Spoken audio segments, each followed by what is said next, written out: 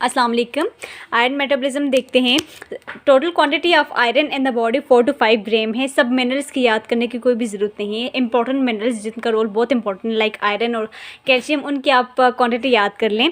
Iron किस में पाया जाता है? Iron is found in haemoglobin, myoglobin और साइटोक्रोम्स। हेमोग्लोबिन में 65% ऑफ आयरन वो हेमोग्लोबिन की फॉर्म में होता है, 4% of iron in the form of myoglobin और 1% एक्स्ट्रा लाइक जो साइटोक्रोम्स में होता है वो आयरन पाया जाता है। ट्रांसपोर्ट और स्टोरेज देखते हैं हम आयरन की। तो आयरन जिस फॉर्म में ट्रांसपोर्ट होता है उसको हम ट्रांसफेरिन कहते हैं। आयरन ट्रांसफेरिन की फॉर्म में ट्रांसपोर्ट होता है। एपोट्रांसफेरिन एक प्रोटीन है जो कि लिवर प्रोड्यूस करता है और ये एपोट्रांसफेरिन आयरन के साथ बाइंड करती है। जैसे ही आयरन ऑफकोर्स जैसे ही स्मॉल इंटेस्टाइन से आयरन एब्जॉर्ब हुई, फ़ौरन से एपोट्रांसफेरिन जो कि एक प्रोटीन है लिवर सिक्रीट करता है, वो फ़ौरन से आयरन के साथ जाके बाइंड होगी। जब ये आयरन के साथ बाइंड होगी इसको हम ट्रांसफेरिन कहते हैं और इस फॉर्म में आयरन ट्रांसपोर्ट होगी इन ब्लड, राइट। अब स्टोरेज की इसको देखते हैं। तो आयरन जिस फॉर्म में स्टोर होता है उसको हम फेरेटिन कहते हैं। इस तरह एक एपोफेरेटिन प्रोटीन होती है, इसको भी लिवर प्रोड्यूस करता है। ये जब आयरन के साथ बाइंड होती है उसको हम फेरेटिन कहते हैं। इस फॉर्म में आयरन स्टोर होता है। आपको सिर्फ ये जस्ट ये पता होना चाहिए कि आयरन किस फॉर्म में ट्रांसपोर्ट होता है, ट्रांसफेरिन की फॉर्म में, आयरन किस फॉर्म में स्टोर होता है, फेरेटिन की फॉर्म में। और इनसॉल्युबल फॉर्म ऑफ आयरन भी, आयरन की स्टोरेज भी है, वो हेमोसिड्रिन हम उसको बोलते हैं, हीमोसिड्रिन बोलते हैं। आयरन जब हमारे पास कम हो जाता है बॉडी में, ब्लड में आयरन की अमाउंट कम होगी है, तो जो स्टोरेज फॉर्म है लाइक फेरेटिन है वो फ़ौरन से कन्वर्ट होगी ट्रांसफेरिन मॉलिक्यूल्स में। ट्रांसफेरिन मॉलिक्यूल्स में हमारे पास एपोट्रांसफेरिन आ जाता है, साथ में आयरन बाइंड हुआ होता है। ये बाइंड करता है with receptors of erythroblast. Erythroblast हमारे पास इमेच्योर सेल्स हैं, इमेच्योर आरबीसी सेल्स जो कि ब्लड वेसल बोन मैरो में होते हैं, इमेच्योर सेल्स। उनकी सेल मेम्ब्रेन के साथ ये बाइंड कर जाता है और फिर इंजेस्ट हो जाता है by the process of pinocytosis. और इसका जो फंक्शन होता है माइटोकॉन्ड्रिया में जाके हीम के सेंटर में ये फेरस फॉर्म में होता है, वो इसका होता है। अब ये सेम प्रोसेस है जैसे हमारे पास इंट्रिंसिक फैक्टर जो मैंने आपको बताया था विटामिन B12 में, उसको भी फंक्शन नहीं होता कि वो विटामिन B12 को बाइंड करता है फ्रॉम द इंटेस्टाइन के जो सेल्स थे उनके रिसेप्टर्स के साथ। तो अब इसकी बाइंडिंग क्यों इंपॉर्टेंट है? इस सेल यहाँ पे ये सेल मेम्ब्रेन के साथ बाउंड कर रहा है, वहाँ पे इंट्रिंसिक फैक्टर्स के इलियम के सेल्स के साथ विटामिन B12 को बाइंड करे। तो बाइंडिंग इसलिए इंपॉर्टेंट है कि अगर बाइंडिंग ना हो तो आसानी से ये एब्जॉर्ब हो जाए, डाइजेस्ट हो जाए और इनका लॉस हो जाए फ्रॉम द बॉडी, आयरन का लॉस हो जाए, विटामिन B12 का लॉस हो जाए। तो बाइंडिंग इसलिए इंपॉर्टेंट है कि ये मालिक्यूल्स विटामिन यहाँ पे जो ट्रांसफेरिन मालिक्यूल है ये आयरन के साथ बाइंड हो जाता है।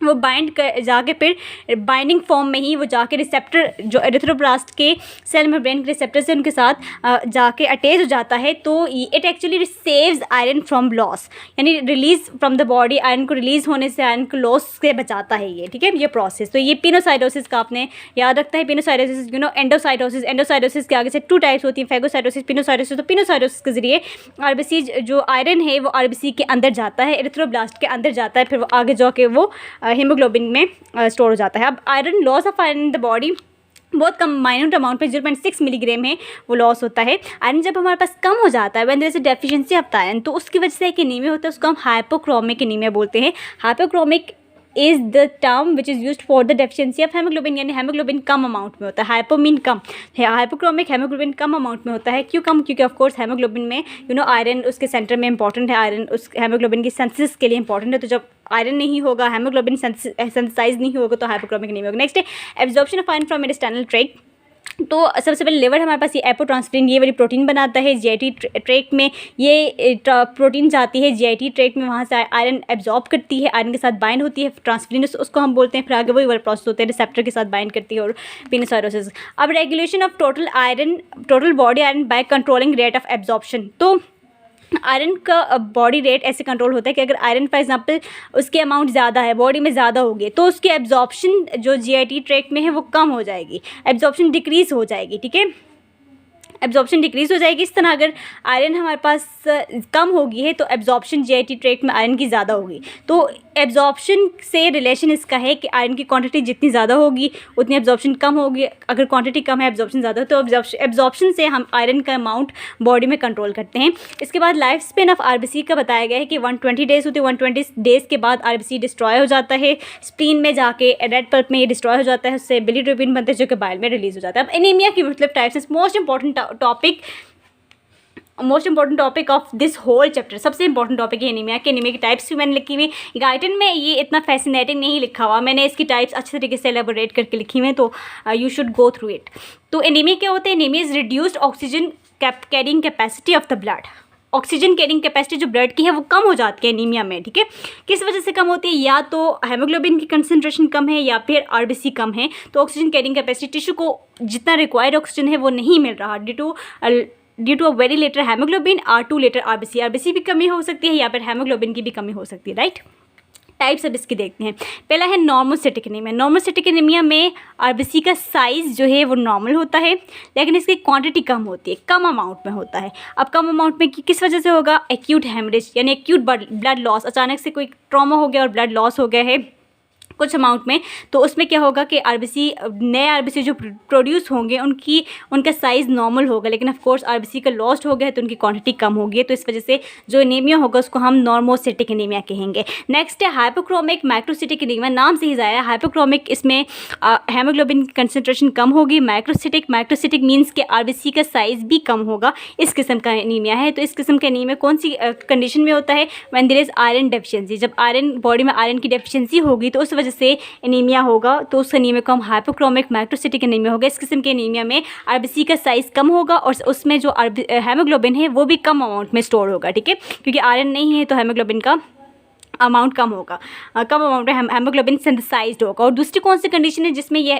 इस किस्म का एनीमिया होता है, वो क्रॉनिक ब्लड लॉस। जब बहुत ज़्यादा ब्लड लॉस हो जाता है, ठीक है, रफ्ता बहुत ज़्यादा ब्लड लॉस हो जाता है, तो बॉडी अचानक से इतनी ज़्यादा एब्जॉर्प्शन नहीं कर सकती कि आयरन इतना ज़्यादा एब्जॉर्ब कर दे, विटामिन B12 फोलिक एसिड जल्दी ज़्यादा से एब्जॉर्ब कर दे, तो उसकी वजह से प्रॉपर अमाउंट में जो साइज़ होता है वो नहीं आरबीसी का होता, बल्कि आरबीसी का साइज़ थोड़ा सा कम हो जाता है। तो इस किस्म के एनीमिया को हाइपोक्रोमिक मैक्रोसिटिक एनीमिया कहते हैं। Next is megaloblastic anaemia. Megaloblastic anaemia नाम से जाहिर है, इसमें आरबीसी का साइज़ ज़्यादा हो जाता है। और ये किस वजह से होता है, it is due to deficiency of vitamin B12 folic acid की डेफिशिएंसी की वजह से होता है, जिससे मैंने पहले बता दिया। पर्निशियस एनीमिया है। Pernicious anaemia when there is abnormal gastric secretion, ठीक है, गैस्ट्रिक सिक्रीशन एबनॉर्मल है, इंट्रिंसिक फैक्टर रिलीज नहीं हो रहा है, कोई ऐसी कंडीशन है, तो इस वजह से हमारे पास विटामिन B12 नॉर्मल अमाउंट में एब्जॉर्ब नहीं हो पाता है। इस किस्म के एनीमिया को हम पर्निशियस एनीमिया कहते हैं।